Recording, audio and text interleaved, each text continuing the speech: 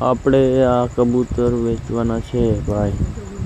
જેને લેવા હોય તે ફોન કરે. આપણા નંબર ઉપર ડિસ્પ્લેમાં આપેલા છે.